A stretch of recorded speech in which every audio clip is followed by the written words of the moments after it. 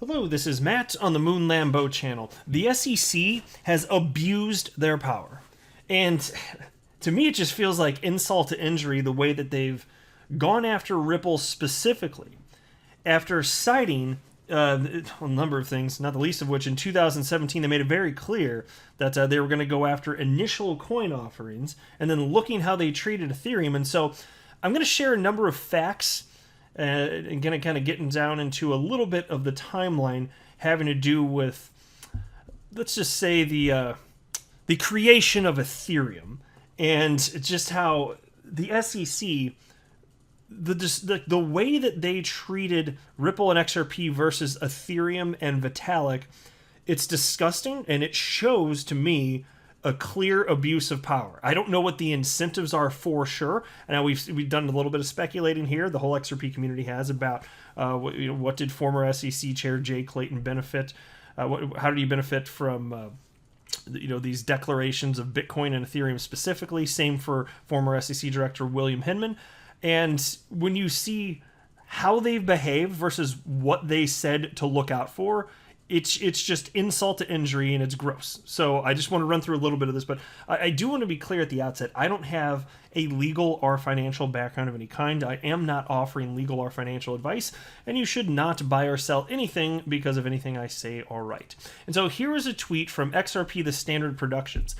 Now, XRP The Standard Productions, an XRP community member, very well known for running a blog that is effectively a version of The Onion, but for the XRP community. I'm sure many of you, if not all of you, are familiar with The Onion. If not, just Google it. It's a parody website, kind of based on actual news, but it's just pure satirical funniness. That's all it is. And so XRP The Standard Productions, known for that, but wrote the following, which I found interesting. So there's a picture of Ethereum, two Ethereum founders. There are a lot of Ethereum founders, actually. Vitalik's just the most well-known. But so there's Vitalik Buterin on the left, Joseph Lubin in the middle, and then some guy interviewing them on the right. Not sure who it is. It doesn't matter. So here's the picture. So you got two Ethereum guys on the left, and then XRP The Standard Productions wrote the following, which is a mock, kind of like a mock-up of what the interviewer could have said in like a somewhat funny way. But unfortunately, this hits at the truth, and that's actually why I wanted to highlight it. And so it reads as follows. So let me get this straight. You guys had an Ethereum ICO in 2014, raised millions a year before you had a functional blockchain, have made billions since then, but the SEC went after Ripple instead of you? Legends. And so it's a funny way to write it, but unfortunately that is true, and that actually is what happened, as I'm going to be highlighting in this video. And this is crucial too, because I understand the term ICO didn't exist until 2017, but ICOs, what's an ICO? It's a promise of coins yet to be built, well, typically yet to be built. And so people were investing, and maybe you get like a placeholder coin that didn't have a functional blockchain, and then they'd swap them out later. And so that you put your money and you get that, and then they go and build something. So that's an investment contract. That's clearly a security, right? If you just go by the rule of the law, it clearly is. That's what was done here. That is absolutely what was done here. And so take a look at this. Here's a website talking about the history of Ethereum. In 2014, Buterin, that'd be Vitalik Buterin, one of the founders, in 2014, Buterin and the other co-founders of Ethereum launched a crowdsourcing campaign where they sold participants Ethereum tokens, which are Ether, to get their vision off the ground, and raised more than $18 million. The first live release of Ethereum, known as Frontier, was launched in 2015, and since then the platform has grown rapidly, and today there are hundreds of developers involved. And so clearly very centralized in the start. In the start, if you go back to the ICO as the start, which is what this was, then, it doesn't get more centralized. It's just them. It is just them. There are no other developers. And so take a look at this. Ethereum is the world's second biggest cryptocurrency behind Bitcoin. It was launched in July of 2015 and first traded on August 7th for $2.77. The next day, the coin's value had fallen to 81 cents, and it remained under $1 until January 2016. So what happened at the end of 2015, though? Well, check this out. Vitalik Buterin, again, co-founder of Ethereum, Vitalik Buterin sold 500,000 Ether to Galaxy Digital CEO Mike Novogratz in an over-the-counter transaction. Each was just 99 cents. And they did this so that they wouldn't run out of money, because apparently they were. And so he just sold a ton of Ether. And this was done to fund their project. That's it. This clearly, like, you want to argue that XRP is an investment contract, then what the hell is this? What the hell is this? And it gets even worse. Take a look at this. Vitalik Buterin, Ethereum Foundation made $100 million by selling Ethereum at all-time high. And oh yes, indeed. During the last market cycle, as Ethereum ran up to $1,400, Vitalik Buterin sold 70,000 ETH, because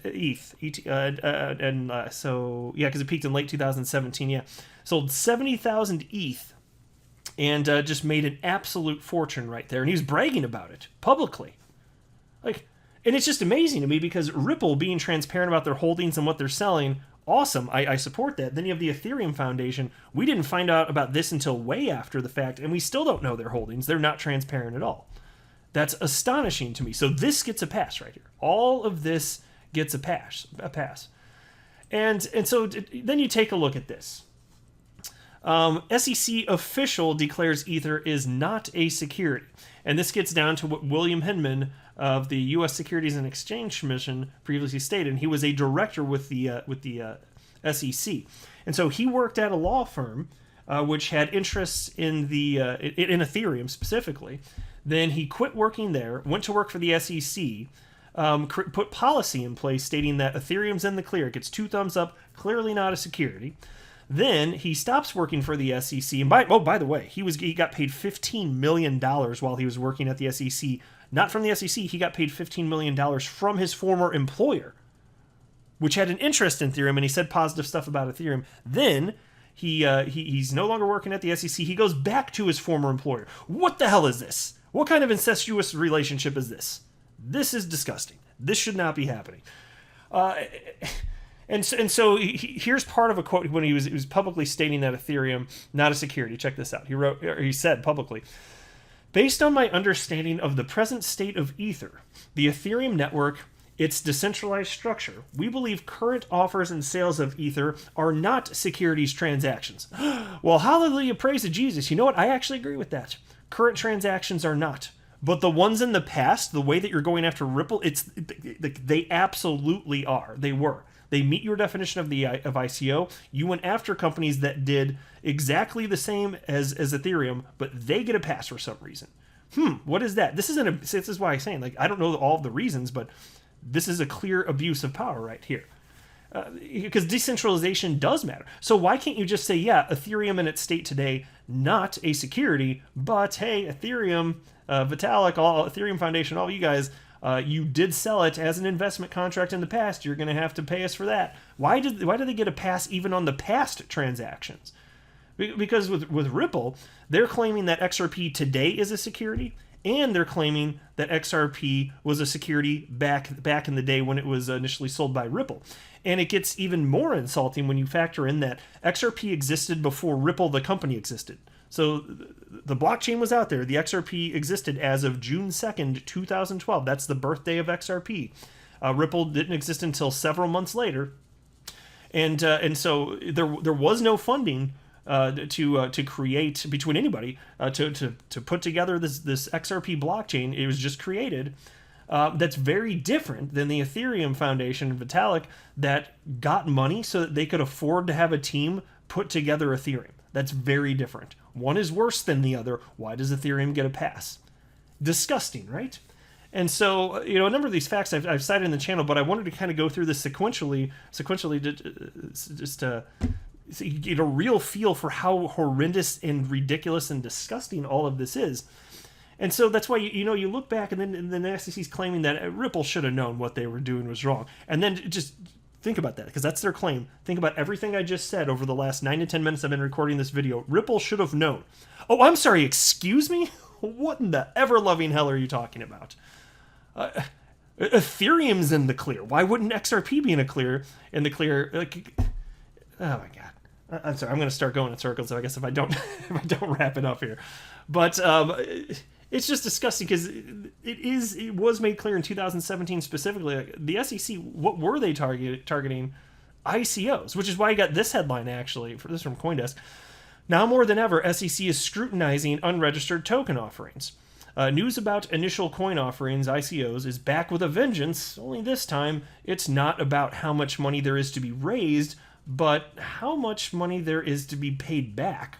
In January, 2 new ICOs completed in 2018 were charged by the U.S. Securities and Exchange Commission with fraudulent sales of unregistered digital asset securities. The individuals and entities charged in these cases are still awaiting a final judgment and fine. However, in both cases, the SEC has recommended all funds raised by the ICOs be paid back to investors. Oh, okay. So how come back when Ethereum was much more centralized, way back at the inception, knowing that how history unfolded, why doesn't the Ethereum Foundation have to give back all of the profits that they made? But you want Ripple to be disgorged of any profits made from XRP. And again, XRP not even created by Ripple, but you still want that? This is... Something's amiss here, guys. I don't know that we've uncovered everything that that there is to uncover. There's probably a whole lot more that we don't know, but this seems like a clear abuse of power, and so there has to be an incentive to have these types of outcomes. The judgment that the SEC has been making on various cryptocurrency projects, their behavior, it's erratic. That's a euphemism, frankly. It's very erratic. You tell me. But this is how things actually unfolded. I don't know how a rational person could see all of this information and then think, yeah, you're right, SEC, Ripple's completely wrong, and XRP is a security and should not be traded in the United States. What's going to happen in court? That's why I'm still optimistic that there's just going to be some sort of settlement. But if not, I can't imagine, if justice is done, how XRP doesn't come out better and stronger on the other side of this thing. So take that for what it's worth. I'll go ahead and wrap up there, though. I am not a financial advisor. Do not buy or sell anything because of anything that I say or write. That would be a very, very, very bad idea. Until next time, to the moon, Lambo.